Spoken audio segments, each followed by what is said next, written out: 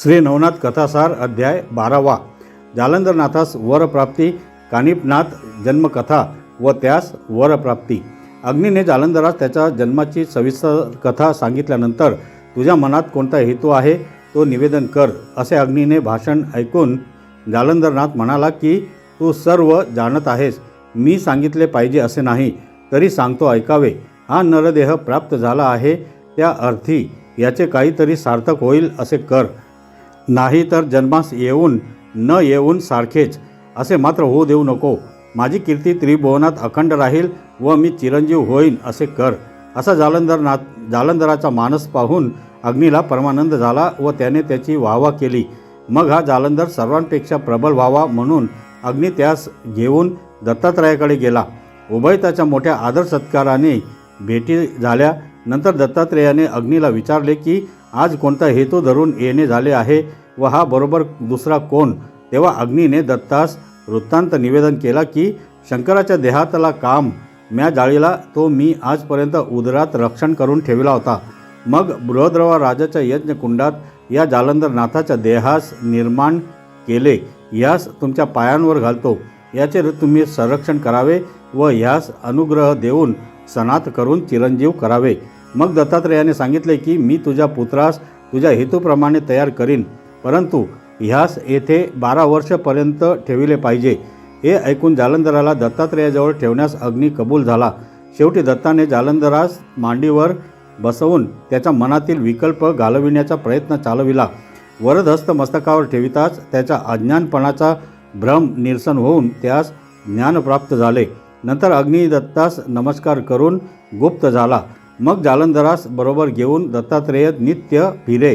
तो नित्य भागीरथीचे स्नान करून विश्वेश्वराचे दर्शन घेई व कोल्हापुरास भिक्षा मागून पांचाळेश्वर भोजन करी। असो अशी 12 वर्ष दत्त समागमात काढून नाना प्रकारच्या शस्त्रास्त्र विद्येत जालंधर निपुण झाला। तसाच तो सर्व वेद शास्त्रे पुराणे व्याकरण वगैरे सर्व विद्यांमध्ये प्रवीण झाला। अशा रीतीने परिपूर्ण झाल्यानंतर दत्ताने दैवतांची आराधना केली व ती सर्व दैवते जालंधरास वर देण्यासाठी खाली उतरली।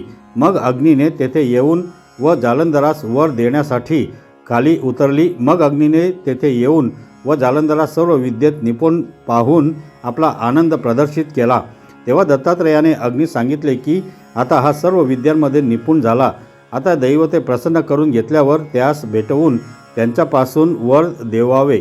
हे ऐकून अग्नीने त्यास खांद्यावर बसवून त्रिभुवनातील दैवते दाखविली। मागे मच्छिंद्रनाथाचे ज्या दैवतास अनुकूल करून वर मागून घेतले होते त्याच दैवतांनी जालंधरास वर दिले। नंतर जालंधराने बद्रिकाश्रमास जाऊन तेथे 12 वर्ष तप केले व कसोटीस उतरल्यावर सर्व देवांनी माना डोलविल्या। नंतर आशीर्वाद देऊन ब्रह्मा विष्णू महेश आदी करून सर्व आलेले देव आपापल्या स्थानी संतोष पावून गेले। पुढे बद्रिकाश्रमी बद्रीनाथाने अग्नीस व जालंधरनाथास आपल्याजवळ 3 रात्री ठेवून घेतले। त्यावेळी सत्यलोकात घडून आलेली विपरीत कथा शंकराने त्यास सांगितली।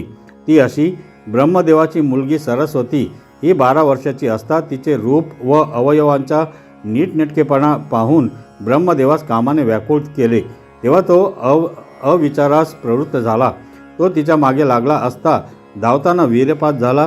तेव्हा वीर्याचा नेटा सरसा वीर बिंदू हिमाचलाच्या वनात एक हत्ती होता, त्याच्या कानात पडला। त्यात प्रबुद्ध नारायणाने संचार केला। या गोष्टीस युगेच्या युगे लोटली तरी तो हत्ती जिवंत होता। त्याच्या कानातून प्रबुद्ध नारायणाचा अवतार जन्म होईल, त्यास जालंधराने आपला शिष्य करावा।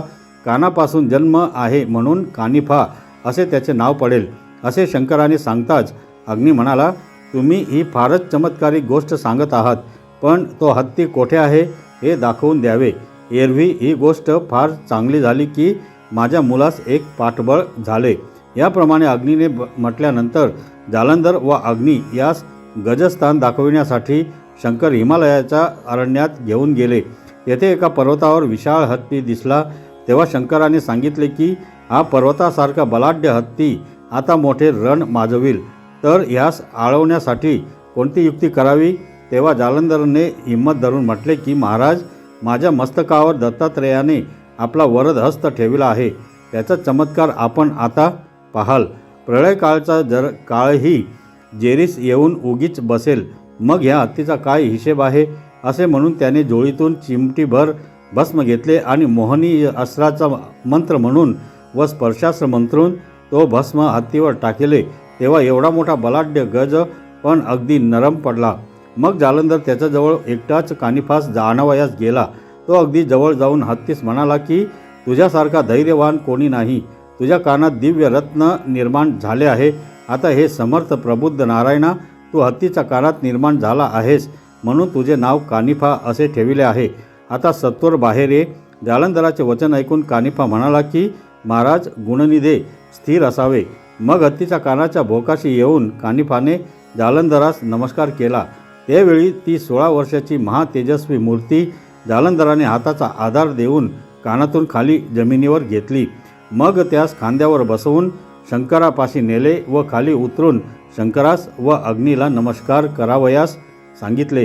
हे ऐकून कानिफाने त्यास व जालंधरासही नमस्कार केला. तेव्हा कानिफास शंकराने प्रेमाने मांडीवर बसविले व त्याचे मुके घेतले. पुढे त्यास अनुग्रह देण्याकरिता जालंधराने शंकरास विनंती केली. अनुग्रह झाल्या वाचून अज्ञानपणाचा मोड व्हावयाचा नाही असे मनात आणून शंकराने सुचविल्याप्रमाणे गुरुचे स्मरण करून जालंधरनाथाने कानिफाच्या मस्तकावर हात ठेवून कानात मंत्राचा उपदेश केला. जेणेकरून त्याचे अज्ञान तत्काळ नाहीसे झाले. मग 4 जण बद्रिकाश्रमास गेले. तेव्हा दत्ताने जे काय दिले ते कानिफास द्यावे असे जालंधरास सांगून अग्नी गुप्त झाला. तेथे शंकर 6 महिने पावेतो त्यांना भेटत होते. 6 महिन्यात कानिफा सर्व विद्यांमध्ये निपुण झाला. पण संजीवनी वाताकर्षण ही 2 अस्त्रे मात्र जालंधराने त्यास सांगितली नव्हती. कानिफास अस्त्रे दैवते प्रसन्न करून द्यावी म्हणून शंकराने जालंधरास सांगितले.